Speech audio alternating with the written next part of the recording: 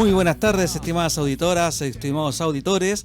Cuando son las 18 horas con 32 minutos, damos inicio al capítulo del día de hoy, 27 de agosto del año 2019, del programa Sin Restricciones, el programa donde se debate, se discute, se conversa acerca de la actualidad nacional e internacional, y también se habla algo de historia en la radio hoy. Soy Luis Miguel Retamales y, como siempre, me acompaña en los controles don Carlos Moris y en la mesa don Jorge Araya, ya que el tercer integrante de este trío no ha llegado. Viene en camino ya. Estamos entregando los tiros. ¿Cómo estás, Jorge? Hola Luis Miguel, muy buenas tardes. Saludo a mi amigo Carlos Matus. Carlos Matus, dale. Claro, sí, yo tenía un amigo de apellido Mori, muy entretenido. Sí, que lo confundo con un amigo de Mori también. Puede ser eso. Oye, bueno, buenas tardes amigos auditores, gracias por estar con nosotros, sobre todo gracias a Dani Marilicán por permitirnos este espacio, y a ti Luis Miguel por la invitación semanal a comentar los temas de la actualidad nacional e internacional, la historia y la cultura en Sin Restricciones. Así es, Jorge, como dijimos, quiero darme un gustito más ratito, después te lo voy a mencionar. Yeah. Pero como dijimos, vamos a hablar de muchas cosas, la actualidad nacional, que de lo que ocurrió esta semana, como por ejemplo, volvió a la palestra el accidente, que parece que no fue accidente, o por lo menos hay dudas, que significó la muerte del general Óscar Bonilla, uno de los, líderes del golpe militar del año 73. Exactamente, vi la noticia el fin de semana, por eso te la comenté porque encontré interesante. A lo mejor los más jóvenes no recordarán a Óscar Bonilla o algunos relacionarán con alguna población, con alguna calle. Por supuesto. Pero no efectivamente el rol que tuvo en el golpe de Estado, el liderazgo que ejercía y las extrañas circunstancias de su muerte. Porque claro, quedó catalogado como accidente. ¿Ya? Pero su hijo, 44 años después del hecho, ahora pide abrir una investigación para que haya una certeza jurídica. Fue accidente, fue asesinato. La historia nos persigue. O sea, mucha gente comenta aquí hasta cuándo, córtenla, etcétera, que dale con lo mismo. Por ejemplo, comentaron en relación a la última película, ¿no es cierto? Esta Araña, que dicen dale con lo mismo, pero mira, no es que uno le dé con lo mismo. Mientras existan personas que tengan memoria, existan estos hechos, ya siempre es bueno aclararlo, ya, porque la frase es súper manida, como súper repetida. Ya, la de Jorge Santayana, esa de que aquellos pueblos que no conocen su historia están condenados a repetirla. Sí, es así, como tú dices, no se trata de brillería ni mucho menos, Exacto. Sino que ir descifrando lo que fue ocurriendo y cada vez se van sabiendo, es como cuando la CIA desclasifica sus archivos, se van sabiendo detalles de lo que ocurrió en nuestro país, en la historia reciente en realidad. Exactamente. Y esa historia reciente, ¿hace cuánto? ¿Hace 40 años? Y, claro, o sea, 45 años. 44 años es porque fue el año 75. ¿Ya? Lo del general Óscar Bonilla. Así que súper interesante. Pero sabes, yo también te quería comentar otra cosa, que nuestros amigos auditores nos proponen temas también, pues. A ver. ¿Ya? Y una amiga auditora me dijo, oye, ¿por qué no mencionan que Mónica González ganó el Premio Nacional de Periodismo? Yo le dije, mira, sé que es interesante, pero tenemos otros temas. Pero revisando, me di cuenta que es bien relevante, ¿ya? No que ganara ella el premio, ya incluso ella a mí me dijo que no pensaba que lo podía ganar en algún minuto, ya, sino por la trayectoria de esta periodista, una trayectoria, por lo que estaba leyendo acá, dice más de 40 años dedicado al periodismo. La ministra Cubillo anunció oficialmente que ella es la Premio Nacional de Periodismo 2019, ya, y no solo por los 40 años, mira, revisamos algunas de las cosas que tiene ella acá. Ella también tiene libros, publicó libros como Bomba en una calle de Palermo, sobre el asesinato de General Prat, Los secretos del Comando Conjunto, Los secretos del Imperio de Caradima, La Conjura, Los 1001 días del golpe, etcétera. ¿Te fijas? O sea, rescatando la memoria de esos hechos. Digamos que trabajó en análisis, en el siglo. A eso iba, claro, estuvo en análisis, Cauce, La Nación, Cosas, 7+7, El Siglo, y en la fundadora, y esto es lo que me hizo destacar, me destacó esta auditora, me destacó el hecho que ella es la fundadora de CIPER Chile, Ya Centro de Investigación Periodística, y fue directora, ¿no es cierto?, desde el 2007 hasta... Lo que tengo yo acá hasta este año, pero tú me dices que hasta el año pasado. Así que, mira, bien por Mónica, ya, porque es un premio a la trayectoria, ya, y sabes que también esto habla bien de los que le otorgaron el premio, porque dado el seco de este gobierno, de la ministra y de otros personeros más, uno pensaría que una persona que siempre ha puesto el dedo en la llaga de nuestra historia reciente, de la historia de los últimos 40, 50 años, como ella misma dijo, no me esperaba este reconocimiento. Así que, bien merecido. Mónica González, Premio Nacional de Periodismo 2019.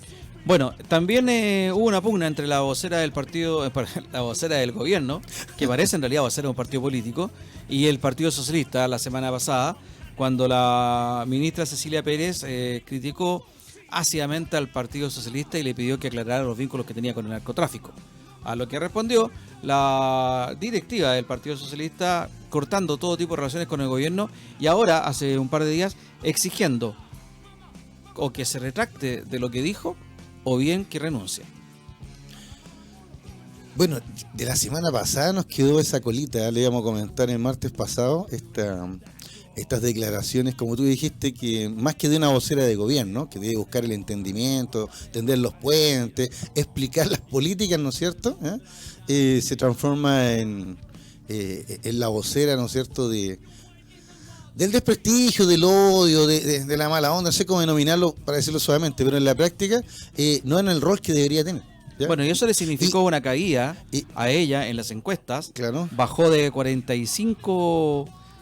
45% en su aprobación, desde 52 que tenía anteriormente. Y también digamos que el presidente Sebastián Piñera recibe su peor evaluación en lo que va a su segundo gobierno, ya que obtuvo solamente un 29% de aprobación. Un 29%. El gabinete tuviera un 24% solamente, es decir, el gobierno es aún peor evaluado que el propio presidente. Claro, ahora digamos, no sé cómo andan las cifras para la oposición, que yo digo oposición porque debe haber, ¿ya? Porque en la práctica no se manifiesta, ¿no es cierto? ¿Ya? Pero yo estaba mirando acá que la aprobación de la reforma tributaria en la Cámara de Diputados, ya que podríamos decir fue un triunfo para el gobierno, con el apoyo de la democracia cristiana, o la extradición del frentista Norambuena, que mencionamos la semana pasada, ¿te acuerdas? Mauricio Hernández Norambuena, ¿ya? Podríamos decir que eso podría haber empujado al alza al gobierno. Sin embargo, ambas noticias pasaron sin pena ni gloria, y tal como tú lo señalas muy bien, el presidente sigue en caída, ¿ya? La vocera va en caída, y lo más que me preocupa a mí, lo que estaba viendo acá, la percepción, ¿ya? Dice de buen camino, ¿ya? Y de progreso económico alcanzaron los registros más bajos en este gobierno. De que vamos en buen camino solo un 31%, y el progreso económico solo un 19%. O sea, podríamos señalar que la gente ya no le cree al gobierno de los tiempos mejores, o derechamente se ha instalado un pesimismo en la situación del país. O sea, yo creo que hay un pesimismo dado en materia económica, los últimos números que están entregando, y sobre todo este gobierno que es muy dado a entregar buenos números, que le gusta destacar lo bueno. Acuérdate tú que en su primera administración Piñera decía que en 2 meses o en 3 meses, depende del tiempo que hubieran pasado, habían hecho más que 20 años, aludiendo a los 20 años de la Concertación. Claro. Y ahora era los tiempos mejores, que ya no es el tiempo mejor, lo hemos comentado acá, el eslogan cambió, quiero decir, a un país en marcha. Y ahora no sé qué dirán en realidad, dado que los números de laborales, por ejemplo, de empleo, o de cesantía, como quiera llamarlo, son negativos. Aumenta la cesantía, el crecimiento, que también es muy dado este sector ideológico a darle mucho color al crecimiento que pueden tener, también va disminuyendo cada vez más el crecimiento esperado. La inflación se sostiene, pero la inflación es una cuestión que pareciera que está controlada aquí en el país, pero en realidad los números no son lo que ellos quisieran, y eso tiene un cierto desasosiego en la sociedad chilena, porque las inversiones no llegan, no se activa la construcción y genera mucho desempleo. Claro, lo que el gobierno le criticaba al gobierno anterior, ¿no es cierto?, Bachelet y compañía, ya era que de repente se justificaba este bajo crecimiento en virtud de la situación internacional de Chile, ¿no es cierto? Chile es un país que exporta materias primas y es muy vulnerable a las variaciones del mercado, ¿ya? ¿No es cierto? Por eso que su estrategia es tener hartos mercados, ¿te fijas? Pero cuando tus dos principales mercados ya entran en una guerra comercial, que lo que es Estados Unidos y China, ¿no es cierto? O nuestros mercados más cercanos como Brasil y Argentina no salen, ¿no es cierto?, tampoco del marasmo económico en que se encuentran, ya Chile entonces se ve pero muy debilitado. Y lo que se le criticaba al gobierno anterior, ahora el ministro, ya te acuerdas, incluso lo comentábamos jocosamente una semana atrás, el ministro incluso andaba pidiendo que rezaran, por favor, para mejorar esta situación. Ya, porque en la práctica no hay otra explicación para el gobierno. ¿Ya? Para otros, precisamente que el gobierno generó demasiada expectativa, fue demasiado soberbio, y ahora esto le está pasando la cuenta. Oye, y hablando ahora hay un de... dato muy importante, Jorge, ¿Sí? que podemos decir aquí, estoy leyendo lo que dijo Isixson, el dueño de Cadem, A ver. respecto a la explicación del desastre. Para él obviamente atenúa lo que es lo que para él no es un desastre, y tiene, fíjate, A ver. dice que no hay que dramatizar con los resultados porque Piñera ganó la presidencial con un 29% de aprobación, lo que tiene ahora, Exacto. y solo 19 votos en la primera vuelta. Entonces tiene razón él, yo creo que sí, hace un análisis que es bastante razonable. Otra cosa es el análisis del gobierno, que ese gobierno también va a la baja y va más bajo, ¿te acuerdas que lo decíamos antes? Ujú. Pero Piñera no tiene más aprobación que la que tuvo en la urna.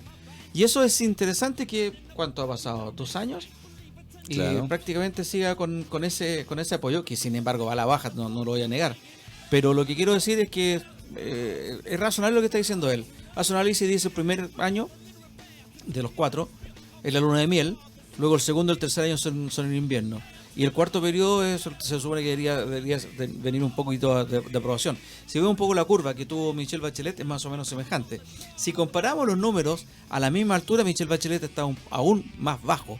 Claro, Lo que está recordemos ahora. que a Michelle Bachelet le golpeó el caso Cabal, y lo del hijo, etcétera. ¿Te fijas? Como sea, Claro.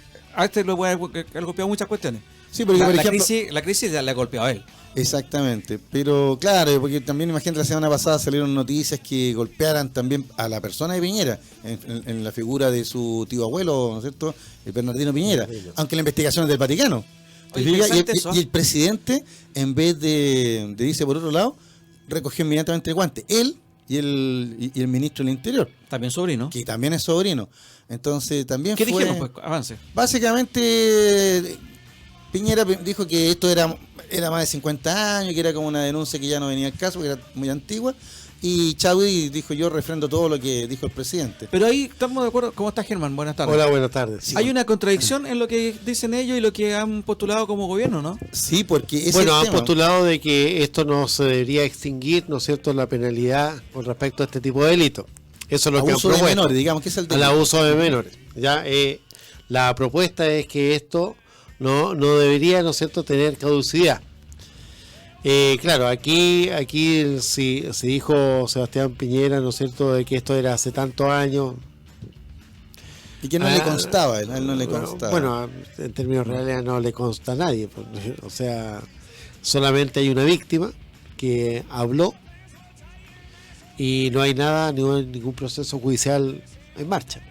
Pero ya, no, yo quería avanzar en acá ese en Chile sentido, no, que pero en el Vaticano sí. Jorge avanzó. Pero proceso judicial. Ah. El Vaticano es un proceso Canónico. canónico. Claro, tienes razón, gracias. Sí. Claro, pero que una cosa puede llevar a la otra, ¿no es cierto? O sea, si No. tenemos, si No tenemos un necesariamente. antecedente- No lo lleva a la otra. A ver, acláreme esa cuestión primero. Gracias, Jorge, por haber puesto este tema. Yo creo que es sumamente... Se nos había pasado también un poco colado, pero acláreme ese asunto. ¿Qué produce que haya un proceso canónico? ¿Quién hace la denuncia? ¿Y por qué no puede haber un proceso Judicial. judicial? ¿Por qué? Porque en este minuto estos delitos, ¿no es cierto?, están prescritos. Ya, de acuerdo. Independientemente de que haya una normativa con respecto de que los delitos de aquí en adelante, ¿no es cierto?, Imprescriptibles. Exactamente, Ujú. pero los anteriores están bajo la ley anterior. Claro. Ya, por lo tanto, no se podría volcar hacia una situación de tribunales. Lo puede hacer simplemente una situación para revisar la situación interna de la iglesia. Ahora, esto no es tan terrible como sí es más terrible la situación con respecto a una investigación del padre Hurtado. Que también la han planteado. Ya, claro. entonces, a lo mejor esto es como para sacar un poco, digamos, la situación, porque es mucho más difícil para la iglesia reconocer esto, porque es un santo de la iglesia, Exacto. ¿ya? Ahí sí que es sí un drama. Pero mira, yo quería volver un poco, o sea, cuando lancé lo de Bernardino Piñera, ¿ya? Lo lancé como un ejemplo de los errores verborreicos que tiene este gobierno, tanto el presidente, el ministro del Interior o la vocera. ¿No es Que cierto? parece que la vocera es más. Claro, es que la vocera ya, digamos, ella lanza al voleo, ¿no es cierto?, este ataque al Partido Socialista, probablemente como cortina de humo para otros temas, ¿ya? Y se le devuelve como un boomerang, porque no solo golpeó al Partido Socialista, sino que repasó a todos los partidos, a la UDI incluso. Ya recordemos raspado en la olla, o sea, en el fondo ella ponía en entredicho el sistema de partidos políticos en Chile, al poner en el banquillo a los partidos socialistas. Por eso que ella después trata de arreglarlo, diciendo no, si es solamente en esta comuna. Y hoy día vuelve a tratar de arreglarlo diciendo que en realidad ella quiso decir esto y lo otro, pero no se disculpa. Ahora yo venía por la calle y veo la segunda y veo la foto de José Miguel Insulza que dice, si no se disculpa, no hay nada que hablar. Bueno, se mencionó tangencialmente lo del padre Hurtado. Ya, te quedaste con... Claro. Esa cuestión yo creo que es polémica y no se le ha dado todo el bombo que debería tenerlo. ¿Y por qué se menciona al padre Hurtado? El padre Hurtado se menciona porque fue íntimo de Caradima. Exacto. Muy cercano. De hecho... O sea, íntimo, no sé, pero, no, íntimo pero se refiere en el a que sentido de la relación muy estrecha. Claro. Sí, a eso me refiero. Fue el guía espiritual también de Orlando, de Poblete. De Poblete. Claro. Renato Poblete. De Renato Poblete, sí. Entonces, si estamos hablando de una, digamos, o sea, de una práctica que era del sector habitual, de los jesuitas, de una que ahora práctica están... que era habitual más o menos en esa época, ¿por qué podríamos decir entonces que el padre Hurtado no la practicaba? ¿Quién podría asegurar eso? Estamos hablando de una, insisto, práctica habitual. Los curas lo venían haciendo desde siempre. Se ha descubierto que desde siempre han habido este tipo de conductas, de abusos. Tú bien lo dijiste, Jorge, mencionaste a los jesuitas. Y si cercanos al padre Hurtado tenían esos hábitos, ¿por qué aseverar, mejor dicho, lo contrario? ¿Por qué aseverar que es totalmente inocente? ¿Son abusos? Yo diría que sí. Ahí hay un punto de discusión.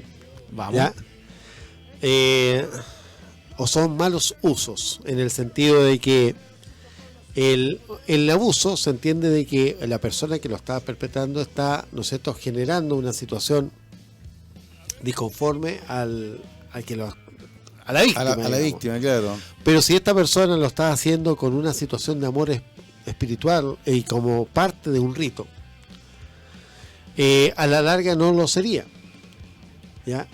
Si esto es parte de un rito, no debería ser un abuso, por lo menos considerado por el victimario, sino que es una posibilidad para la víctima también. Y ahí sí que puede ser un poco más escabroso todavía, ¿ya? Porque a lo mejor ellos no lo consideran como abuso dentro de su cultura, digamos, en un minuto eclesiástica que se haya dado, y esta situación se ha repetido históricamente, quizás desde la Cruzada de los Niños en adelante, ¿ya? Y tengamos entonces una situación que sea algo que la Iglesia no quiere confesar hoy día, ¿ya? De que esto sea parte de un rito, porque es extraño que esto se haya dado en todos los confines del mundo, bajo las mismas situaciones y bajo las mismas reglas de ocultamiento. Es raro que esté una situación tan degradada, ¿ya? Es más fácil entenderlo que esto haya sido como un canon establecido. He dicho. Claro, yo te escuchaba atentamente, que ¿sabes lo que me recordó? Tiempo atrás una tía me llama y me pregunta acerca de la educación en la antigua Grecia, porque ella, para su horror, había descubierto que, por ejemplo, los viriles o varoniles espartanos practicaban la pederastia. Sí. ¿Ya te fijas? Y ella estaba como muy choqueada con eso, o sea, porque ella tenía la imagen, ¿no es cierto?, que te enseñan en el colegio de la antigua Grecia, cuna de la democracia, o los espartanos que aparecen en la película 300, muy varoniles y todo, ¿no? ¿Ya? Y yo le dije, sí, tía, efectivamente en la antigua Grecia, no solo en la antigua Grecia, el mundo mediterráneo, el mundo oriental, porque también en Roma se practicó... Pero es que en Roma fue por influencia de la cultura griega, ¿no? Exactamente. Pero por ejemplo, Sí. habla del mundo oriental, el imperio persa, la misma India, incluso en China con los eunucos, etcétera. Sí. Era una cosa, digamos, de estas civilizaciones antiguas, pero que generalmente no es muy comentado. ¿Ya? Entonces yo le explico cómo era en la antigua Grecia todo este tema. Y de ahí me quedé pensando y dije, claro, después, cuando uno revisa la historia del cristianismo, vemos que, por ejemplo, San Pablo es muy duro en sus cartas contra los de Corinto, las cartas a los corintios, ¿no es cierto? Y claro, porque Corinto era el centro de todo no solo de este tráfico sexual, por ejemplo, de alguna manera, Claro, sino que era también un la lugar esclavitud. comercial, era Exacto. un lugar de Entonces te comercio. iba a comprar lo que querías. Claro, Ya, pero tú podías tienes comprar razón, tú tienes hombres, razón mujeres, lo que quieras. que con el tiempo, esta iglesia cristiana que se establece y que pasa mucho tiempo y al final ya logra triunfar en el Imperio Romano, cuando triunfa efectivamente a lo mejor se transforma en este canon, ¿no? En este canon donde los más jóvenes ya son como los aprendices, ¿ya? Y quedan bajo la tutela de los más adultos, ¿ya? Y como es una iglesia misógena, porque a María y compañía las dejan fuera, incluso hasta en evangelios, ¿no es cierto? Sí. ¿Ya? Y se establece este verdadero patriarcado, ¿ya? Y así se van a ser conocidos, patriarcado de Alejandría, etcétera, Así es. de Antioquía, etcétera. Entonces, tiene sentido lo que tú dices, ¿ya? Donde los niños, o sea, estoy hablando del joven, ¿ya? Prepuber, 10, 12 Sí. años, ¿cuánto cuando hacemos la primera comunión? ¿Ya? Lo toman, ¿ya? Y de ahí van sacando los cuadros. Y esto sigue. Después, ¿sabes lo que pensaba? Me acordaba en la Edad Media que hay mucha novela picaresca, como el de Camerón, ponte tú, que cuenta esto también, porque los curitas no eran nada tan santitos. Y da esa sensación. Ahora yo me acordaba de ti, Luis Miguel, que tú me comentabas a principios de año el libro Sodoma, ¿no es cierto? Pero que habla de ahora, del tema de la homosexualidad, ¿ya? Hoy día en el Vaticano. Y ahí cómo lo aborda el Papa actual, ¿no es cierto? Que es jesuita. Pero eso es un tema, que sean homosexuales es un tema. Pero no porque sean homosexuales tiene que eso generar el abuso, ¿no es cierto? El abuso. Ahora Luis Miguel puso la figura, ¿no es cierto?, ya sagrada, porque es un santo, del Padre Hurtado. Y ahí nos damos cuenta el daño que le han hecho personas como Poblete, ya Cox, que no es jesuita, pero ya el mismo Caradima, que es como que se destapa todo, que se mostraban como, no sé, próceres de la iglesia. Preach, ¿no es cierto? ¿Ya? Y han terminado haciéndole, no un flaco favor, han terminado hundiéndola. Tanto así que yo llego a postular de que este es el tercer secreto de Fátima. ¿No es cierto? Bueno, sí, podría ser. Claro, o sea, Sí. Muy interesante el punto de vista que pone Germán. La verdad que partió con su frase, yo no le compraba nada, no le creía cuando dijo abuso o mal uso. claro. Pero después cuando, en el fondo coincidimos en que es una conducta habitual, una mala conducta habitual, y Jorge hace toda una trayectoria histórica, pero termina justamente en lo que es hoy día la Iglesia Claro. Católica, la que se da el lujo de votar a Ratzinger, la que le presenta resistencia a este mismo Francisco, pero que fue avalada y empoderada por Juan Pablo II. Juan Pablo Absolutamente. II fue el que avaló estas conductas homosexuales practicantes. Como tú bien dices, da lo mismo que sean homosexuales los curas. Sí, da lo mismo, pero practican celibato. Claro. Pero Juan Pablo II Es el abuso lo que no podemos aceptar. Juan Pablo II, y no el abuso, también la vida sexual del cura. Si el cura tiene Bueno, porque hace prohibido votos, tener claro. vida sexual, Ujú. y ellos que no pueden ni siquiera usar entre ellos, pero Juan Pablo II lo avaló. Y lo que dice el libro Sodoma, que es una persona que hizo una investigación muy acuciosa, acuciosa. justamente, él habla con nombre y apellido. La mayoría de los prelados que están ocupando grandes, importantes puestos actualmente, dentro de los cuales está incluso el cardenal Medina, Medina, porque claro. dijo, todos los que anunciaron a los papas Sí. en el balcón tienen alguna conducta también homofilia, le hablaba en el libro, homosexual. Pero Está ahí- se está ahí- presenta como homofóbico en el público. Es que tienen una contradicción. Un Y lo discurso homofóbico. Bueno, el pero su obispo vida Medina privada- es el que compró, ¿no es cierto?, todas las películas porno y erótica, ¿te acuerdas? Ese, Claro, ¿y te acuerdas ya. de la cuarta inmoral? Sí, la cuarta imagen, sí, sí. Bueno, el obispo, el cardenal Medina. Porque Sí, es pues cardenal, ¿no? mierda, sí, Sí, pues, claro. Y no tiene estamos hablando de cualquier cosa. La consulta que la conducta que dice Jorge que son homofóbicos, claro, porque El o tiene discurso. una contradicción vital entre ellos que son homosexuales y a la vez se reprimen, que puede que sea, Sí. o también tiene un doble discurso en que detrás de las paredes viven una vida de Sodoma y Gomorra y para afuera tiene un discurso de gente ideal. Esta conducta fue avalada y empoderada esta gente por Juan Pablo II, digámoslo, el que más defiende al cura Maciel, un abusador y que tiene una doble vía, fue Juan Pablo II, el cura polaco Karol Wojtyla, que rápidamente fue nombrado santo en hacer una consulta expresa. maratónica. Claro, maratónica. Y bueno, pasa Ahora, este- de hecho, cuando estaba muriendo Juan Pablo II, Ratzinger viaja a México, Claro. ¿ya? Justamente por el caso Maciel.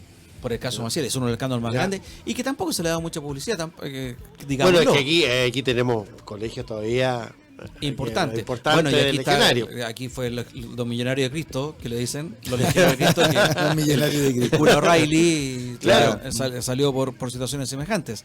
O sea, mira los nombres que tenemos: cura O'Reilly, Christian Prech, dos tipos totalmente distintos. En la antípodas. Sí, pero ¿no es tal vez cierto? de la la iglesia antípoda y antípoda ideológica. pero mira, ideológica, pero- y de la iglesia también. Pero déjame tal vez hacer la salvedad, porque esto lo he conversado con personas cercanas a la iglesia, que me dicen, O'Reilly es un abusador, ¿ya? De menores. Pero Prech era homosexual, es homosexual. O sea, no porque sea homosexual, es abusador. Claro. Esa es la diferencia. Ojo con eso, la persona que se suicida en Estados Unidos Claro, lo ese- acusa de abuso. Exacto. O sea, no hay que matizar el asunto aquí. El tipo abusó de un menor de edad cuando la persona esta que ya era un adulto se suicida. Prech era homosexual y también fue abusador. Pero lo que te digo, abarca toda la gama de la iglesia, Jorge. Tenemos un cura más a la izquierda, Prech, tenemos un cura más a la derecha, O'Reilly. Caradima, ¿quién más a la derecha que Caradima? Y gente a la izquierda, Poblete también podría ser más afín a la izquierda. Y es En realidad, Paulete jugaba para todos lados, donde encontraba recursos para el hogar de Cristo. Sí, que para sí, eso era muy bueno. Ahora se sabe Era eso muy también. bueno para eso. También se sabe eso ahora, porque antes era toda una persona intachable. Pero volviendo al libro Sodoma, Jorge, Sí. lo que te dicen ahí, en que si eres un niñito afeminado, ¿no es cierto? Malo para la pelota, que no te relacionas bien con las mujeres y te sientes medio incómodo porque, no sé, no eres lo tradicional, la mejor forma de ocultarse es siendo cura. Entrando al Y la gente de sacerdocio. nuestra edad, de nuestra generación, hizo eso. Por lo menos lo que dice en el libro. La mayoría de nuestra edad, de nuestra generación, que está ocupando cargos cada vez más importantes en el Vaticano, obedece a ese patrón de conducta.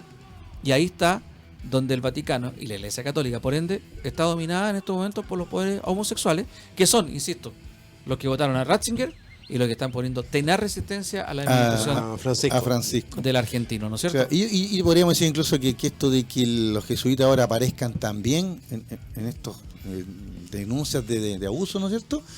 Tal vez sea una especie de salpique al mismo Papa, porque sabemos que el Papa es de la orden jesuita. ¿Te fijas? Y los jesuitas se habían mantenido hasta hace poco más o menos incólumes. Y también significa un poco un golpe bajo a gente que nos sentimos afines Ujú. a esa ideología, como digo personalmente, me afectó muchísimo lo de Christian Prech. No lo quería creer, No, yo tampoco. me resistí a creerlo. Era una Yo hasta cuestión que me lo certificó una persona cercana a la iglesia y dije, no lo podía creer. Porque siempre pensábamos lo mismo, ¿te acuerdas? Si era tan evidente, ¿cómo la CNI no se aprovechó de eso? Pues ya que era como de cajón, o sea, los militares podrían haber destrozado la iglesia que se oponía a ellos con todos estos Bueno, en datos. todo caso, la CNI no sacó ninguna de estas cosas de homosexualismo a nadie, porque también, recuerden que Jaime Guzmán estuvo bajo Tenía la sus investigación, trapitos sucios. de la CNI, y la CNI nunca hizo ninguna denuncia al respecto a esto. Está ¿Ya? bien, pero mira, con el poder que tenían en aquella época, Germán, la CNI censuraba y manejaba los diarios, lo que quisiera hacer. Te podría haber destruido al vicario de la solidaridad y habría ocultado todo el resto. Como destruyeron a muchos otros. Mira lo que hacía Cuadra. Francisco Javier Cuadra manipulaba los medios de mejor forma que la CNI. Claro. Y no, yo recuerdo que la CNI incluso le hizo un montaje a un Yo vi cura a la Virgen de francés, ¿te Viena. acuerdas? Y la CNI le hizo un montaje a un sacerdote, ¿cuál es el que estaba en la Victoria? No me acuerdo. André Yarlán No, pues es que asesinaron. o Dubois. A Dubois le hicieron un montaje con mujeres, sacaron fotos y él tuvo que abandonar el país después. Tienes razón. ¿Te acuerdas? Fue un montaje burdo que nadie se lo Sí, creyó. porque lo hizo Álvaro Corbalán eso. Pero ahí me estás diciendo, estamos de acuerdo entonces lo que tú estás diciendo. ¿Cómo no se lo hicieron a Prech? ¿Habrán sido tan imbéciles que no se dieron cuenta? O como dice, O a lo mejor, los vínculos eran o a lo tan- mejor había un componente homosexual dentro de la CNI que no quería denunciar de los suyos. dentro del mismo gobierno, claro. No, pero o sea, igual se es que tapaban. lo raro es que no hay ninguna denuncia. O sea, ¿Qué habría no- hecho Hoover? Lo hubiera ocupado. Lo hubiera ocupado. Pese a que le hubiera costado lo que fuera. contra Sí, él. lo hubiera ocupado. Claro. Sin duda. Herbert Hoover ahí, para que nuestro Sí. amigo auditorio ahí que Sí, fue... el líder de la FBI. Del FBI en Estados Unidos. durante. Algunos ¿cuánto? creen que es un personaje 30 de años, película, 40 pero no, años. pues, Claro. fue real. Qué ficticio. Claro Sí. que ficticio. Muchachos, oye, partimos hablando de una cosa, terminamos hablando de los curas. No, Eso, porque lo, es- son muy presentamos desordenados, temas. Ahora eso retomamos. lo fascinante de esta Son conversación. muy desordenados. Vamos a hablar después de las 40 horas. Avanza el proyecto de 40 yo horas pensé que iba a laborales. hablar de Ramiro. Del comandante Ramiro, más respeto con el comandante. Después, y Groenlandia, algo pasó con Groenlandia. Vamos, Carlito, nos vamos a una pausa, por favor. Ya volvemos, vamos a hablar, prometo que vamos a hablar de las 40 horas. De nuevo vamos a hablar de 40 horas. Ya estamos de vuelta mientras escuchamos de fondo a Molotov, la gran banda mexicana. Viva México, cabrones. Buena Molotov. Muy buena banda. Sí, buena banda. Ya están como los Jaivas, haciéndose homenajes a sí mismos. Sí, sí, sí. Hace rato que no Sí. sacaron un disco. Sí. Pero Es con lo que ya, hicieron. ¿Ya cuántos años llevan? Como 30, ¿no? Yo creo que son más jóvenes que los Jaivas, sí. Sí, Sí, puede son ser más como jóvenes, 30. Sí, pues claro. son más jóvenes que los Jaivas, pero Tiene tiene razón, razón. Los Como Jaivas 30 tienen años. 56 años. Claro, como O 30. sea, ya están en edad de hacerse auto-homenaje cuando quieran. Claro, y con lo que Sí. ganaron. Y lo que hicieron, yo creo que también tiene una obra tan grande que de repente una valla muy difícil de superar. ¿Ah? La pregunta que yo me hago, Luis Miguel, ¿y cuántas horas trabajarían los Jaivas para alcanzar eso? ¿Cuántas horas? ¿40, 41? Ah. Muy bien. ¿Sabes qué? Yo creo que cuando eres independiente trabajas mucho más que lo que te dice la ley. Pero si te gusta, bueno. O sea, una cosa es lo que te gusta y otra cosa es que tienes necesidad. Y ahí Yo voy creo la que- necesidad. El gobierno dice, Mm. y vamos a meternos en lo que dice la jornada, el trabajador, había una oferta del gobierno, ¿ah? De bajar la jornada a 41 horas con flexibilidad. Con flexibilidad. Porque para el gobierno el trabajador tiene el poder de negociar con el empleador. Eso es lo que he escuchado, o sea que yo no sabía qué poderosos somos los trabajadores. No, Podemos negociar claro. las horas que queremos trabajar. Pero por supuesto, tú te puedes sentar con un... Entonces no es necesario tener una ley porque tú te regule puedes las sentar horas. con el gerente y decirle, mire, ¿sabe qué? Yo voy a trabajar 41 horas distribuidas de lunes a jueves porque quiero el viernes libre. Claro. Y el empleador te va a decir, Pero ¿sabes por qué, supuesto. Jorge? Qué gran flexibilidad. Te puede decir, por supuesto. Pero también te puede decir, ¿sabes, Jorge? No. Ni contrata a otra persona. Y te puedes ir. Claro. Entonces es libre, es libre. Ahí te pueden decir, te van a indemnizar. Depende, pues si tienes 2 años, Exacto. ¿cuánto es la indemnización que le hagas? Eso, qué bueno que mencionas eso para que la gente entienda por qué es importante que sea una ley esto y no simplemente como lo han planteado mucho, incluso los mismos empresarios, un acuerdo así entre tú y yo nomás. Porque los acuerdos se rompen, pues Jorge. Exactamente. ¿Cuándo O he sea, visto que el empresario chileno respeta los acuerdos? Si no se respetan ni entre ellos. Sin embargo, el ministro Qué duro Monkeberg, está diciendo eso, ¿eh? sin embargo, el ministro Monkeberg dice que la iniciativa de Camila Vallejo y Carol Calera, ambas comunistas, ¿no es cierto?, diputadas comunistas, son irresponsables estas iniciativas, irresponsables. Pero lo que no son capaces de decir, Va a afectar a las remuneraciones. sí, pero no son capaces de decir eso. ¿En cuánto? No, pues, no Tampoco son capaces de decir cuánta pérdida le va a significar al país. No le han llevado un número. El, Y de hecho, presidente dijo hace unos días atrás 350.000 empleos, ya vamos subiendo. cuando se lo preguntaron al ministro Monker, no fue capaz de decir cuál era la cifra ni cuál era la fuente en la cual él se basaba para decir que iba a haber un caos. Debe haber sido un caos como el que está en Alemania. O el Porque- caos de cuando se redujo de 48 a 45, Oh, pero eso fue trágico. ¿no es cierto? Este país se fue a la quiebra. Bueno, ahí Y- estamos quebrados. Claro. Ahí estamos en la No, crisis. en términos reales, esto no hay fuente de investigación, digamos, ni tanto de las cifras que dice el gobierno, ni tampoco las cifras que la dicen, ¿no es diputada cierto?, las diputadas Cariola y Vallejos. ni Vallejos al respecto de qué efecto va a tener. De hecho, no se han dado las cifras. Si esto va a afectar realmente el empleo o si no lo va a afectar y si es necesario que lo afecte o no. Porque también podemos decir, ya, si se reducen las horas, ¿por qué razón debería afectar el empleo? ¿Cuál sería la lógica de afectar el empleo? ¿Por qué debería afectarse el empleo?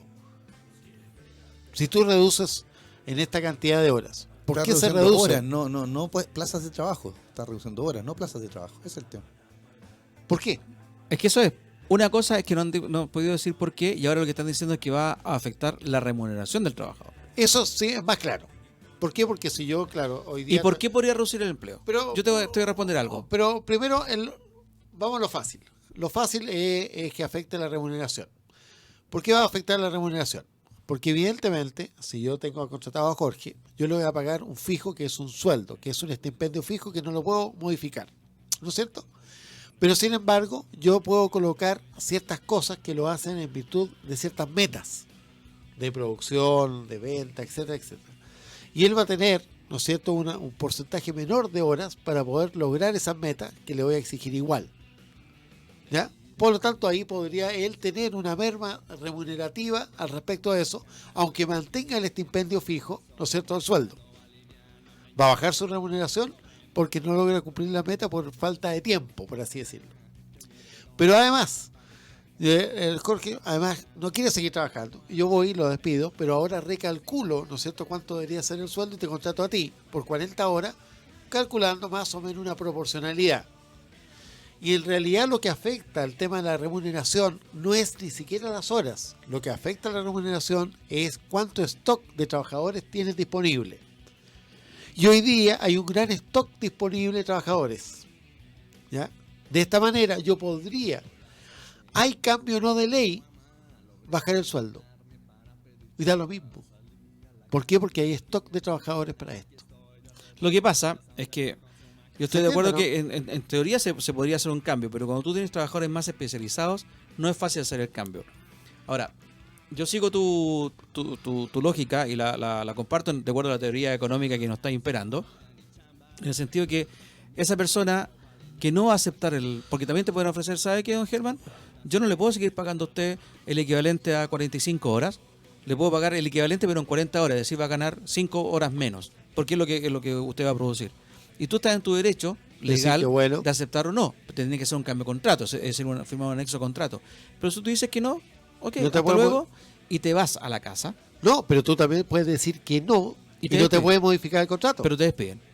Te tendrías que despedir. Claro, te despiden y te vas a ir para la casa. Entonces, de ese punto de vista, existiría un aumento del desempleo, porque tú serías un desempleado más. Ahora, va a haber gente que está en condiciones de trabajar por las 40 horas y por lo que le están ofreciendo, claramente, porque estamos con un periodo de cesantía alto. Esto, lo que siempre te dicen los empresarios, que curiosamente son los grandes empresarios los que salen a defender, en este caso, a las pymes.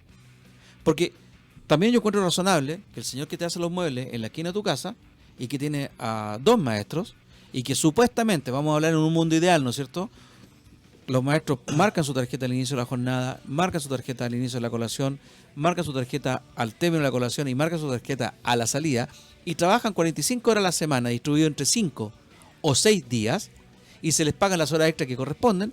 Claro, ese pobre pyme a lo mejor no puede darse el gusto de que la gente trabaje 5 horas menos, en total 10 horas menos a la semana porque tiene dos trabajadores.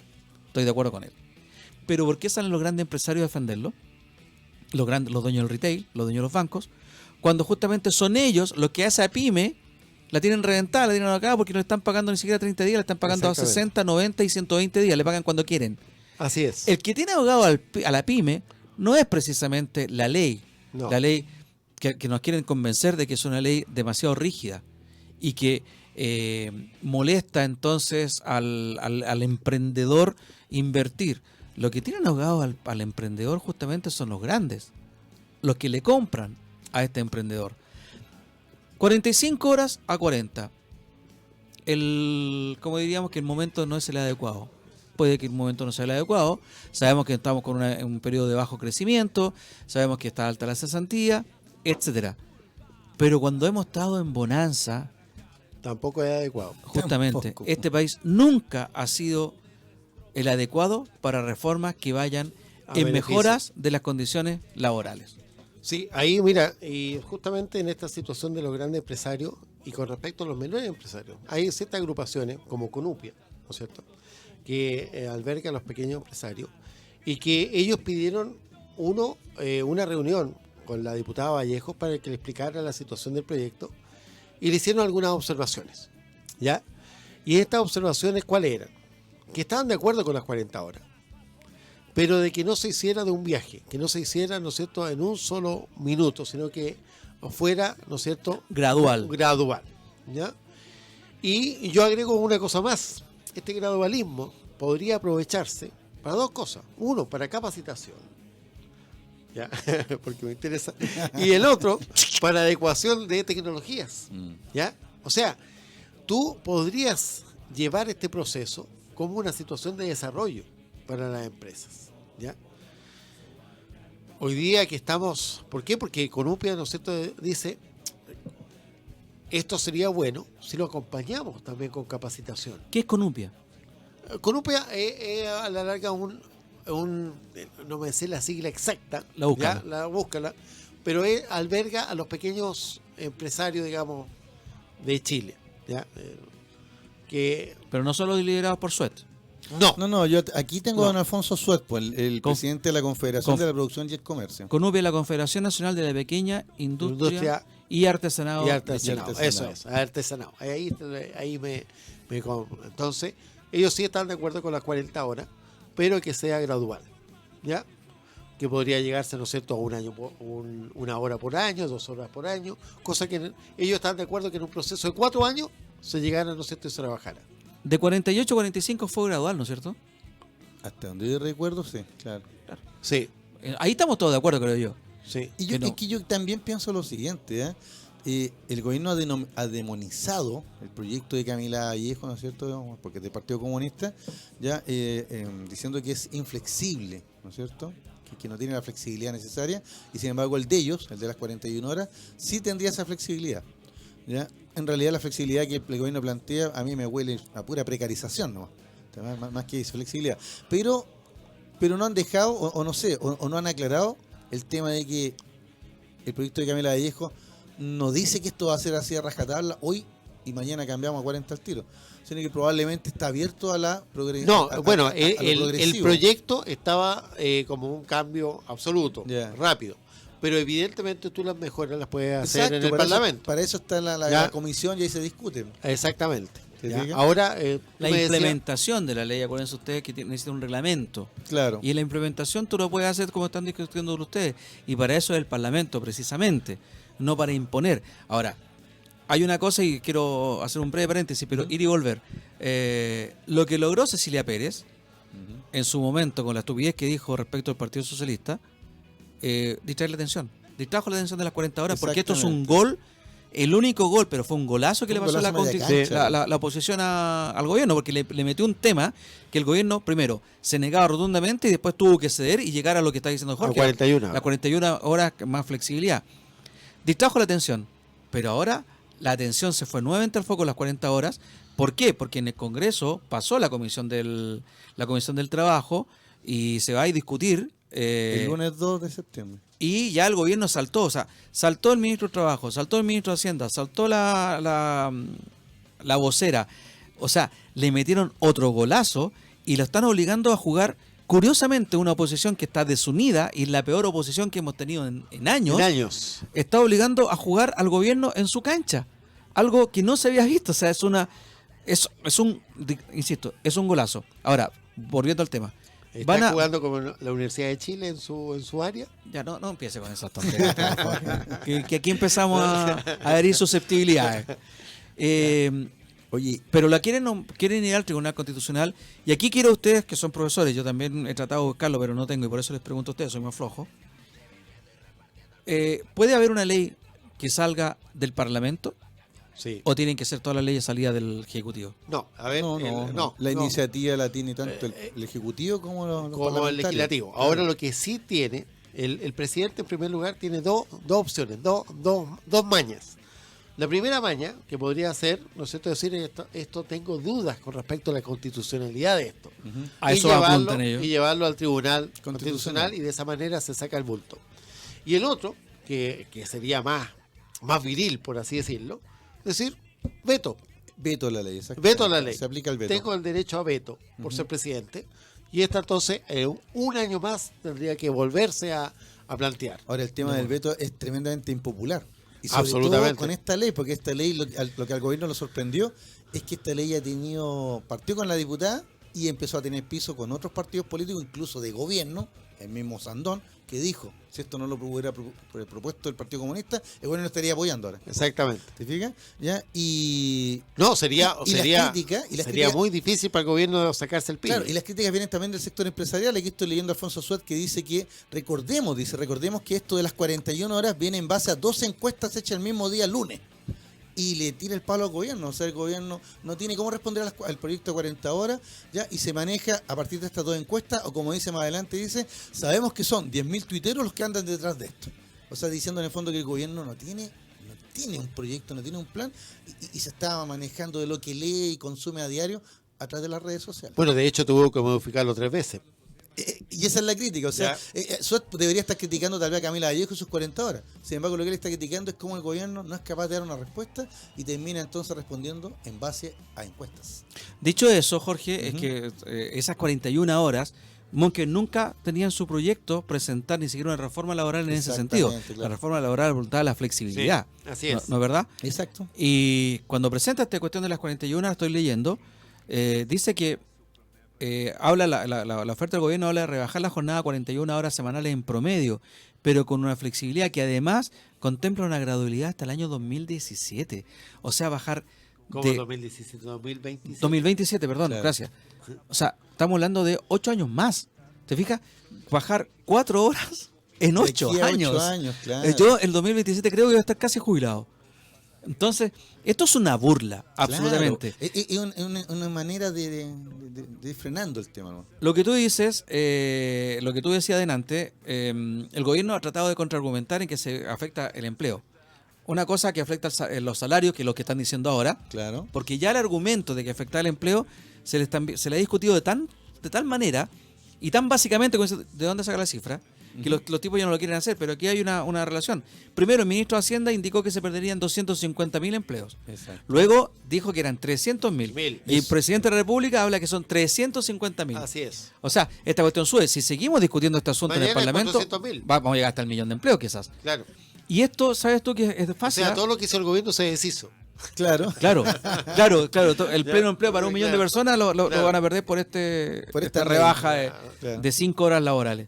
Y es un proyecto de ley breve, dice la diputada que es la presidenta de la Comisión del Trabajo, la señora Gael Yeomans. Sí. Dice es un proyecto de ley breve, por lo que no deberíamos demorar mucho.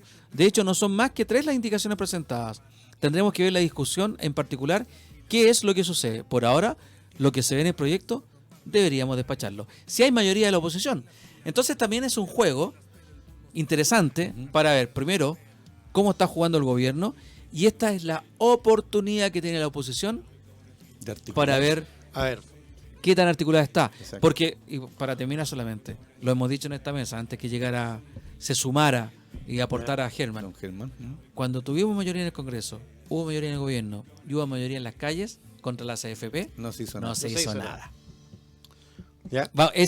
Mira, brevemente, es el momento de que el gobierno demuestre que está realmente a favor de los trabajadores, y es el momento que la oposición demuestre que esto lo está haciendo también de buena fe, pensando en los trabajadores y no por hacerle un golazo político al gobierno.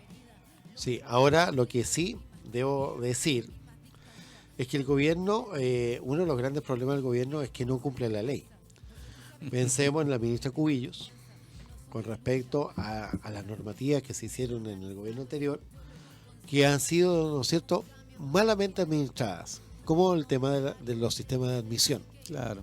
¿Ya? Ni O siquiera sea, se ha publicitado. podríamos tener esta ley, ¿no es cierto?, contra el deseo del gobierno, y a lo mejor el gobierno podría generarte un reglamento Y dejarlo que en sea para letra el muerta 2027. Porque después viene una situación administrativa. nomás. ¿Ya? De hecho, el gobierno se defiende por el tema de inconstitucionalidad, refiriéndose que los empleados públicos no se podría acceder a las 40 horas. ¿Ah? O sea que todos los empleados públicos, los empleados de gobierno, no podrían estar adscritos a esta reforma. Fácil. ¿Sí? Lo establecen no solamente para el Código del Trabajo, ¿no es cierto?, privado. Como tú dices, el tema es interesante cómo se ha ido desarrollando. Perdón, me interrumpí porque estábamos leyendo una noticia más o menos escabrosa de un cercano. A propósito, Jorge, tú después ibas a hablar ¿De qué? ¿De del qué? compañero de colegio. Ah, sí, lo quería mencionar nomás, pero lo Lo mencionamos a la después vuelta, para tu claro, media en hora. la parte histórica. ¿Tú crees que, un análisis breve, cuáles son las pulsaciones de cada uno? Es como una apuesta del partido de fútbol. ¿Tú crees que pase este proyecto? Tendría que pasar al Senado, ¿no? ¿Verdad? Sí. Después que pase al Senado, supongamos que el Senado lo aprueba. ¿Se podría hacer ley? Ahí vendría la posibilidad de veto del presidente, ¿no es verdad? No, el presidente no va a ir a veto, porque es muy antipopular.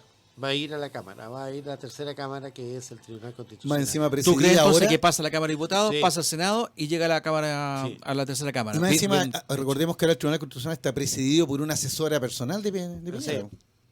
Ya no, la señora Brahms. Exacto. Pero que es menos fanática que el que estaba. Esperemos que actúe con altura de mira Por lo menos- y no con los intereses pequeños y particulares de un sector de la política nacional. Por lo menos hubo un par de fallos cuando debutó, digamos, en que demostró que estaba actuando de acuerdo a Imparcial. derecho. De Ah, acuerdo a ya. derecho. Ojalá. Jorge, bueno, la ticada tuya, igual que Germán, ¿pasa la ley en la Cámara de Diputados y pasa al Senado y va a la tercera Cámara o se queda ahí ahora? Yo creo que esto es una ola irrefrenable. Sí, yo creo que esta ley sale. Va. Y por eso que el gobierno ahora insiste atacándola con la inconstitucionalidad, porque ve que esto se le viene... Es una ola que va a romper. O sea, nos esperan semanas de terror, donde hay unos comunistas come guaguas que quieren destruir el país, antipatriotas, lo menos que le han sido antipatriotas, y donde tenemos un gobierno que está preocupado de la productividad del país, que está preocupado del salario de todos los chilenos, y está preocupado de salvaguardarnos las estupendas condiciones en las cuales vivimos actualmente. Por algo nos invitaron al G7, ¿no? Bueno, somos un país pero ultra desarrollado.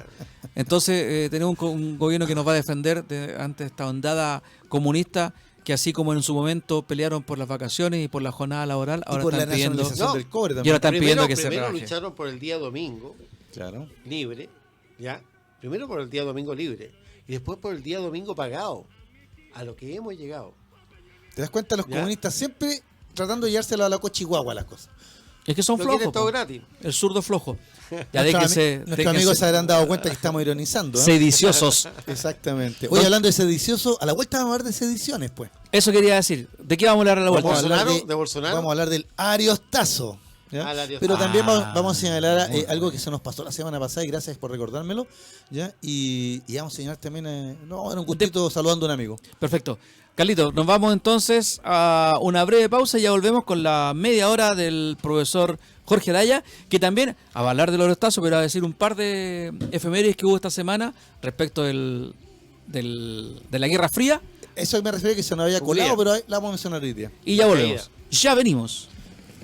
Ya estamos de vuelta entonces con el último bloque del programa Sin Restricciones del día de hoy, 27 de agosto del año 2019. Mi padre habría cumplido 84 años. No te puedo creer. Un día como hoy estaba de cumpleaños. 27 de agosto, fíjate tú. Ah, mira, Bueno, y hablando de eso, también vimos la noticia de un ex compañero de colegio, Germán Echeverría, que Sí, falleció en me lo- Puerto Varas. Y para que sepa la gente, con Jorge Araya somos compañeros de colegio y nos conocemos desde la prehistoria de muchos de los auditores.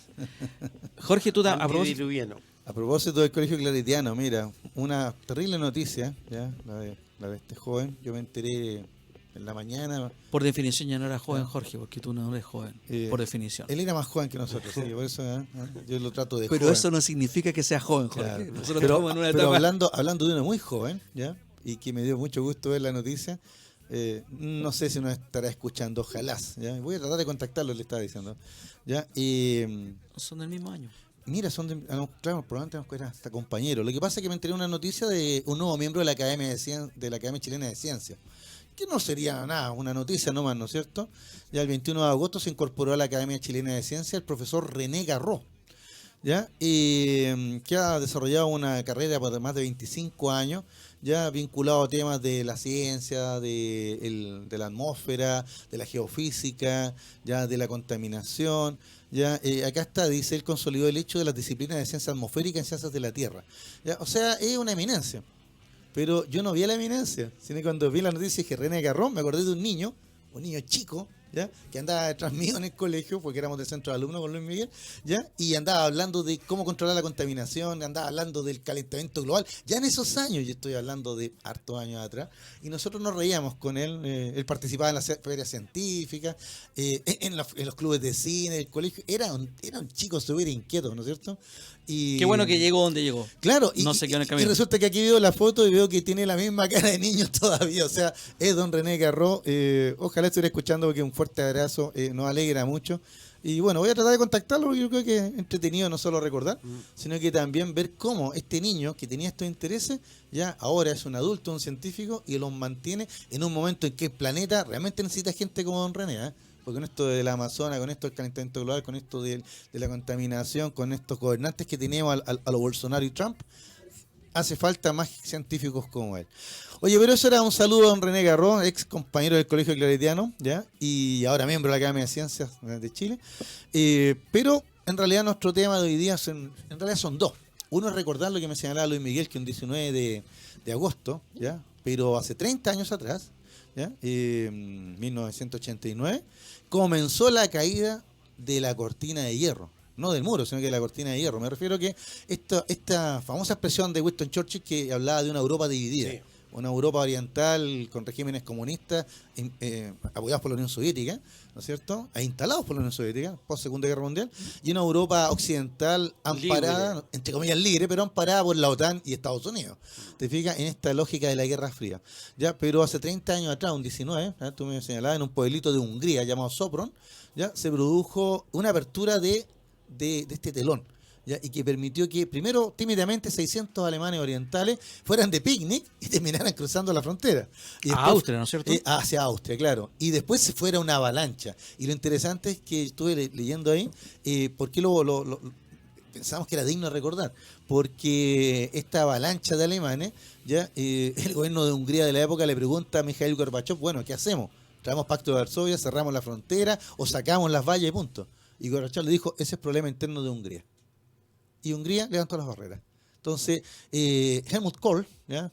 Canciller alemán, recordaba tiempo después que la unificación alemana no había partido con la queda del muro, sino que para ellos como alemanes había partido con la apertura de la frontera en Sopron un 19 de agosto de 1989. Por eso se recuerda como el inicio de la caída de la cortina de hierro. Exactamente. Y claro, cuando tú me lo comentaste, yo dije, mira, lo había visto, pero yo preferí dejarlo para comentarlo un par de meses más cuando hablemos de la caída del muro de Berlín.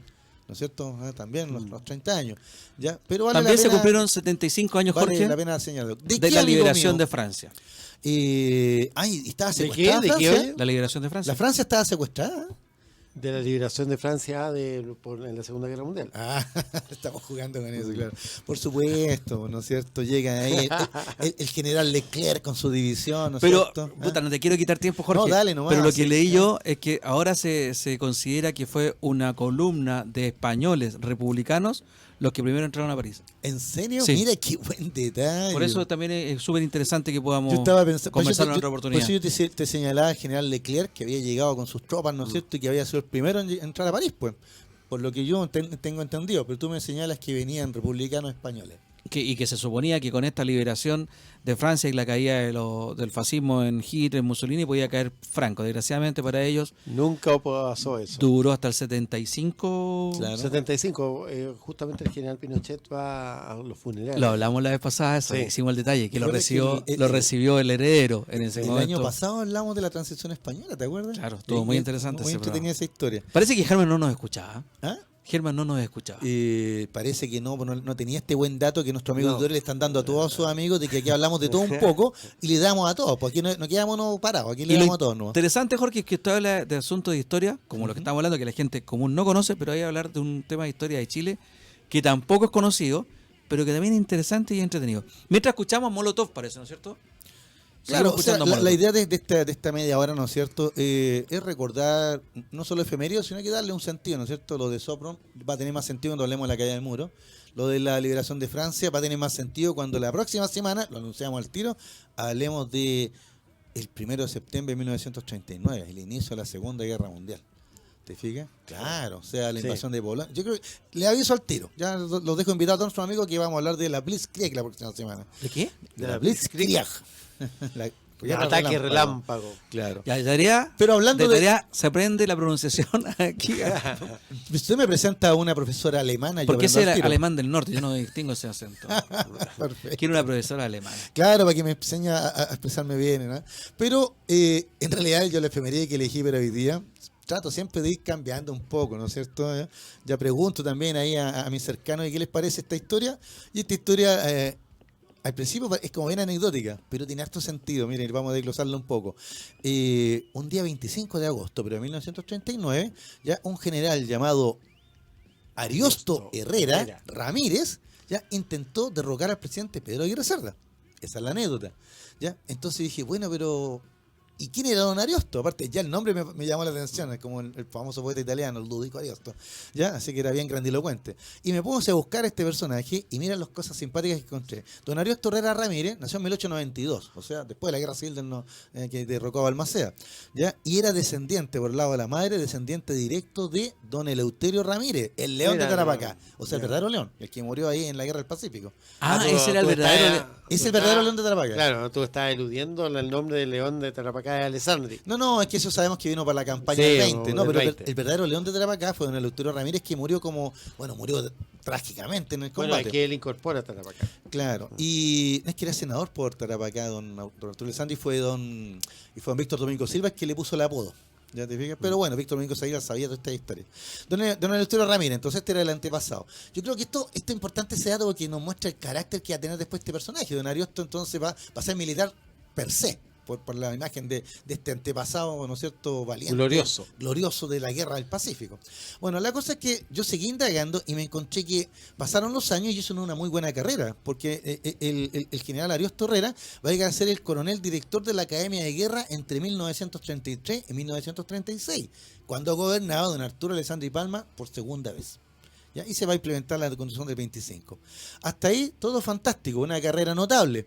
Y aquí viene el tema. Sale de la dirección de la academia y lo nombran agregado militar de Chile ante la Embajada de Italia. Embajada de Chile en Italia, Roma. ¿Y quién gobernaba en 1936 en Italia? El Duce. El Duce, Benito Mussolini. Y aquí no cabe la menor duda que nuestro amigo Ariosto Herrera Ramírez, ¿ya?, vio en la figura de el Duce, el Mussolini, ¿ya?, un modelo. Ahora no era el único, recordemos también que un gran amigo y compañero de armas de don Ariosto Herrera era nada menos que Carlos Ibáñez del Campo, el coronel Carlos Ibáñez del Campo, otro admirador del corporativismo fascista. Bueno, de ahí nace Carabinero. Pero por supuesto, y Carabinero y el tono oliva, o sea, sí, italiano total. Bueno, la cosa es que para hacer cortar de ahí viene, claro, sí, de ahí viene este grupo paramilitar, porque Carabinero se creó como un grupo paramilitar. Ya, no como una fuerza de seguridad y orden, sino que como un grupo paramilitar. Ya con carabinas y todo. Con carabinas, claro. Como un regimiento. La cosa es que nuestro amigo Ariosto Herrera ya vuelve a Chile con estos grandes y tremendos sueños fascistas, ¿no es cierto? Viendo una Italia fascista que está bollante con este régimen de Mussolini, y vuelve a Chile y se convierte en comandante de la segunda división del ejército. ¿Ya? O sea, podríamos decir que su carrera iba pero viento en popa. Pero ¿qué pasa? Su estadía en Italia y probablemente su formación anterior era profundamente nacionalista y por ende se oponía total y absolutamente al comunismo, la amenaza, pues, la amenaza mundial. ¿Te fijas? Entonces, ya estaba Pedro Aguirre Cerda. Pero aquí viene el tema. Estaba Pedro Aguirre Cerda, que había ganado, y lo mencionamos el año pasado, cuando hablamos de la victoria del Frente Popular. El Frente Popular lo integraba el Partido Radical, que puso al candidato, don Pedro Aguirre Cerda, ex ministro de Alessandri, ¿no es cierto?, ministro de Educación, ¿ya? Y dueño de la Viña Santa Carolina, por eso le decían Don Tinto, sí. ¿Ah? Y casado con su prima, la Juanita Aguirre, ¿ya? Muy millonaria. Ella de la Socialité, pues. Exactamente. ¿Ya? Claro. Pero ese es el presidente. El otro partido que estaba en esta coalición de gobierno, en el 38, era el Partido Socialista. ¿Ya? De los socialistas. Que se había creado en el año 33. Que se había creado en el año 33 con don Marmaduke Grob, ¿te fijas? Etcétera. ¿Ya? Pero también estaba el Partido Comunista de Chile. ¿Ya? O sea que el Frente Popular eran esos tres partidos. ¿Y por qué era Frente Popular? Porque el Partido Comunista, súper disciplinado, vinculado en esos años a la Tercera Internacional de Moscú, ya sigue las directrices de la Tercera Internacional y busca la alianza para frenar el fascismo. Así es. Ahora en Chile no había tanto fascismo, sino que habían coroneles como don Carlos Ibáñez del Campo, que eran un poquito díscolo. Pero en ¿ya? esos años, ¿te acuerdas que estaba González Fosmarés? Pero estaba en la vanguardia, ¿no es cierto? La vanguardia que eran nacionalsocialistas chilenos. No eran nazis, los llaman de nazis chilenos, pero en la práctica eran nacionalistas. Ya, o sea, nos podemos vincular al nazismo alemán. ¿Ya? Y estaba don Jorge González Fosmarés, no podía, ¿sí? Él era el líder. Bueno, la cosa es que gana don Pedro Aguirre Cerda la elección y los comunistas están en el gobierno, incluso van a tener ministerio. ¿Ya?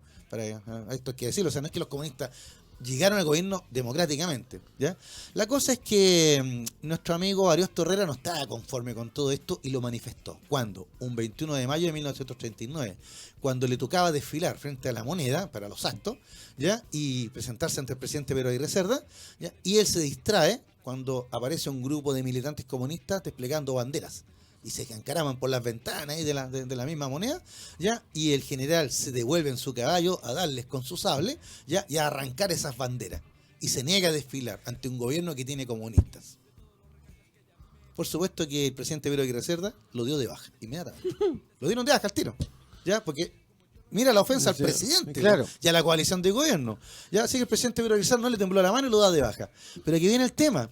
Lo dan de baja y se acerca a su amigo a comentarle, no podemos tolerar esto, hay que sacar a este gobierno.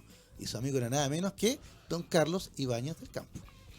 Un conspirador nato, que nació nato, conspirando. Claro, ¿ya? Y lo convence, ¿ya? El general Carlos Ibáñez del Campo convence a Ariosto Herrera que es el hombre del momento y que si él llama a los militares, lo van a seguir. ¿Te fijas? Y Ariosto Herrera, y aquí yo me imagino a Ariosto Herrera sacando pecho, yo he visto una foto de él que es muy divertida, al estilo Mussolini, sacando pecho ahí con el perfil, ¿no es cierto?, latino, ya, es el hombre. Y don Ariosto, esto ocurrió el año 39, exacto, o sea, meses después de viene que lo que había ocurrido, ¿no es cierto?, en el Seguro Obrero, ¿te acuerdas? En la 5 toma de de la septiembre Universidad del 38, la muerte que del también asesinato. había participado, y no participó Carlos Ibáñez No, del Campo, porque porque estaba se preso. frena. Exacto. Y a la larga los jóvenes nazis quedan absolutamente A merced del a gobierno. merced del gobierno. De Carabineros, en realidad, que los masacran. Y Carabineros lo asesina. en Claro, masa. y por eso que también eso sirvió para que Carlos Ibáñez llamara a votar entonces por Pedro Aguirre Cerda y no por el candidato de Alessandri, que era Gustavo Rosa Santamaría. Exactamente. Bueno, pero aquí viene el tema. Nuestro amigo Ariosto Herrera, yo me lo imagino en su mente y cómo se imaginó que iba a ser el nuevo César chileno, pues.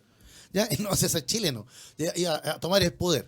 Y aquí viene la frase que la encontré notable, ¿eh? Yo la encontré notable. Porque Ibáñez llama a Ariosto y lo convence de dar un golpe al régimen comunistoide del negro Aguirre.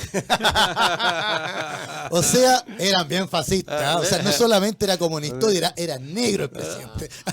Ahora, Carlos Ibáñez del Campo no era una blancura tampoco. Pero era el de los que creían. Claro, tampoco claro. era muy Pero ario. él era de Linares, del arma de caballería, y él era partidario de las teorías de Nicolás Palacio, esto de la raza Sí, chilena, pero pues. de la raza chilena. Claro, la Sí, mezcla del guerrero sí, visigodo con el guerrero Sí, araucano, pues. sí. Bueno, todos estos racismos de esa época.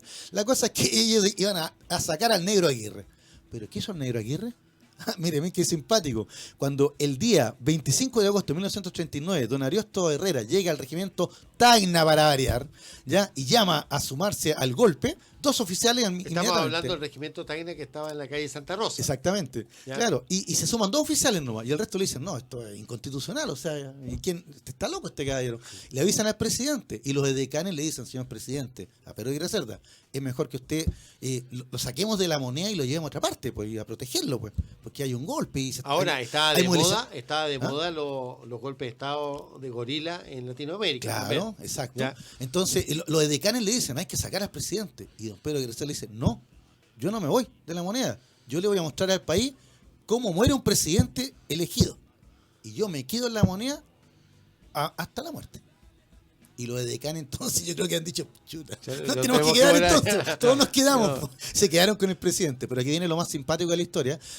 No hubo convocatoria, habían otros conjurados por ahí, que no anoté el nombre del otro oficial acá, ya que también estaban conjurados, pero a la hora del Q no hubo convocatoria, y don Ariosto Herrera quedó solitario ahí en el regimiento Tacna y quedó detenido por los mismos militares. ¿Te fijas ahí? Incluso él hizo un ademán de suicidarse por la patria. ¿Te fijas? Pero al final le quitaron la pistola y sería todo.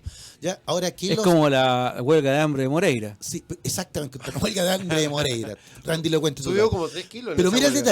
detalle es el siguiente. Po. Uno dice, ¿y por qué fracasó el golpe? ¿Por qué los otros militares no se sumaron? Porque fíjate que los comunistas llaman a los sindicatos, llaman a los obreros, dicen, hay que defender al presidente.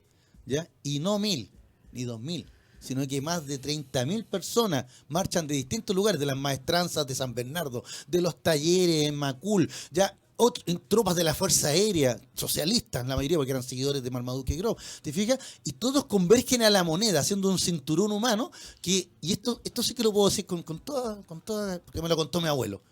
Hasta mujeres y niños iban los obreros con sus familias a defender al presidente. ¿Te fijas? Y se hace un cordón humano en torno a la moneda. ¿Ya? ¿Te fijas? ¿Ya? Yo no sé si eso decidió a los militares, ¿ya? O derechamente los militares nunca estuvieron, la mayoría. ¿Ya? Bueno, hagamos corta la historia. Don Ariosto Bueno, Herrera, lo que tú ¿ah? dices también volvió a ocurrir en el año 69, Claro. cuando Roberto Para el Bió Tacnazo. ya intenta dar el golpe militar contra Eduardo Frei. y donde vienen los municipales y colocan los carros de basura Claro. alrededor de la moneda Bueno, para evitar los tanques. Probablemente tenían la imagen o De el esa recuerdo época. del año 39 Exactamente. cuando la gente fue a defender a su presidente, a don Sí. Pedro Aguirre Cerda. La cosa es que nuestro amigo Ariosto Herrera quedó detenido y fue condenado a 20 años de confinamiento, que después se le transformó en extrañamiento, o sea, terminó sus días en Asunción del Paraguay. ¿Ya? Y quedó inhabilitado absoluta Lugar de golpistas porque para variar. estaba estrés en Ya está estreno, Claro, ¿cierto? no, para ese año todavía. No, todavía no. Este No, año llega el no, 50 y sí, algo. sí. No, la cosa es que, pero Paraguay siempre un gobierno muy afín a los militares. La cosa quedó inhabilitado absoluta y perpetuamente para ejercer cualquier cargo y oficio público. ¿Te fijas? ¿Ya? ¿Y por qué? Como autor de delito de rebelión militar. O sea, don Ariosto Herrera las pagó todo. Ahora usted se preguntará, ¿y qué pasó con Carlos Ibáñez del Campo? Muy sencillo, él se asiló en la embajada del Paraguay y al otro día ya estaba en Argentina. En Argentina parece que él tenía ya residencia, Sí. porque cada vez que pasa algo se arrancaba Sí. para Argentina. Y ahí podemos hacer el chiste de que general que arranca así de para otro gobierno. Porque como decía mi abuelito, qué mala memoria la de los chilenos. Después Carlos Ibáñez del Campo se eligió Bueno, presidente. acuérdate que para el tiempo de la crisis se había ido también, se había fugado de la moneda. Claro, ¿Ya? y salió disfrazado de enfermero. Porque, En una ambulancia. es que era estratega, hombre. Bueno, para hacer corta la historia, ¿cómo termina esto? ¿Ya? Con nuestro amigo Ariosto pagando los platos rotos y fuera de todo escalafón y todo. No, esto termina cuando en 1940 se crea un grupo de los nacionalistas chilenos, seguidores de Fontmaré, se escinden. Porque Fontmaré negocia con el gobierno de Pedro Aguirre Cerda y termina apoyándolo. Entonces se asciende una parte de este movimiento nacionalista y fundan el Claro, movimiento. porque la derecha lo había mandado a asesinar. Claro, fundan el Movimiento Nacionalista de Chile, ¿ya? Disidente de la Vanguardia Popular Socialista, que era la de Fontmaré, ¿ya? Y adivina quién pusieron de líder de este movimiento, de esta decisión. A don Ariosto Herrera, claro que era difícil que liderara porque él estaba en Asunción del Paraguay. ¿Te fijas? Y el movimiento nacionalista de Chile duró de 1940 a 1943, cuando tanto la PDI como Carabineros de Chile persiguieron al movimiento por su clara orientación nazista alemana. ¿Te fijas? Y ya al principio había muchas simpatías por los nazis en Chile. Y ¿ya? después del pero 45... pero para 1943 ya eran enemigos del Estado. ¿Te Por ahí fijas? le declaramos la guerra. Pues. Es que ¿sabes por qué? Por esos años, ¿no? No, fue... no. No. Con Alemania nunca les No, declaró la rompimos guerra. relaciones diplomáticas. Pero con sí se Alemania. declaró la guerra A con Japón. Japón. A Japón. Eso ahí. fue 2 Pero semanas eso- antes de la bomba atómica. Fue en agosto. Claro. Fue justamente en agosto del año 45. Oportuno. No, pero eso fue por las Bueno, y presiones por de los eso gobiernos Japón se lo hubiera norteamericanos. rendido en forma Claro, inmediata. cuando Chile declaró la guerra, Japón dijo, aquí está, aquí nomás rindió. llegó. Claro. Ya. No, pero miren, para hacer corta la historia de nuestros amigos míos, entonces de ahí quedó la expresión que, bueno, ahora se ha perdido un poco, pero ahí quedó la expresión popular del ariostazo. O sea, cada vez que renta algún militar salía a revolverla por ahí, la gente decía, un ariostazo. ¿Te fijas? Bueno, Como para- algo sin importancia. claro, como otro de estos milicos golpistas nomás. Bueno, para el 73 nadie se acordó del ariostazo ya, probablemente. Y ya nadie se acuerda porque ahora sí fue sangriento. No, lo del 73 otra cosa, solo de Ya no se toma Herrera, como chiste. Lo cuento casi hubo- como una anécdota. Hubo un ¿Te ejercicio fijas? militar que fue el coronel Super en el año 73, en junio, El tanquetazo. el tanquetazo, Sí, que claro. también salieron del regimiento Tacna, Es que de que era el Tacna- blindado número 2. Espérame, Exacto, el 69 fue el tacnazo. Sí, con Bio. Con Bio. En julio 73 fue el El tanquetazo. Tanquetazo. Con Coronel Super. El Super. Sí. Por eso se llama la calle así. No, no creo. No, por de el haber otro sido su Super, abuelo. Por el abuelo, claro, Sí. por el antepasado. ¿Ya? Amigos míos, ustedes saben, Y ahí sí, salió a la defensa del gobierno constitucional el general Augusto Pinochet, que sale con pero por órdenes de vestido de Prat. combate. Pero con órdenes de Prat, pues. De que, Claro, que sí. ahí hay que parar Sí. eso. Claro. Pero él sale con tenida de combate y con bazooka para detener los Para tanques. defender la República. Para pues. defender la República. Ah, ¿sabía usar las armas, Pinochet? Sí. Ven que no era de cartón, ustedes que lo miran en menos, caballeros. si no Bueno, llegó por- amigos míos, ese fue el famoso ariostazo, pues. Porque ustedes saben que la historia es nuestra. Y la hacen los pueblos. Exactamente. Hasta la próxima semana. Y recuerden, la próxima semana empieza la Segunda Guerra Mundial. Ahí vamos a hablar. Oye, vamos a tener harto tema con la segunda Oye, Guerra Mundial, Groenlandia. lo que usted quiera. No es como la otra semana, ¿Y qué pasó con el comandante Ramiro? Groenlandia al final ¿la vendieron o no? No. Bueno, seguiremos esperando entonces. Bueno, mientras los amigos siguen discutiendo aquí qué pasa con Groenlandia, nosotros le damos término al capítulo de hoy día de Sin Restricciones. Jorge, muchas gracias por estar conmigo. Germán, lo mismo, gracias Muy por bien. acompañarnos acá. Carlos, muchas gracias por la puesta en en el aire. Y a la radio hoy, don Dani Marinica, muchas gracias por darnos este espacio lo estamos pasando bien, de conversación y de broma y detalle. Muchas gracias, soy Luis Miguel Retamales y nos despedimos hasta el próximo martes a las 18:30. Y este capítulo va a estar también disponible en Spotify a contar de mañana. Chao.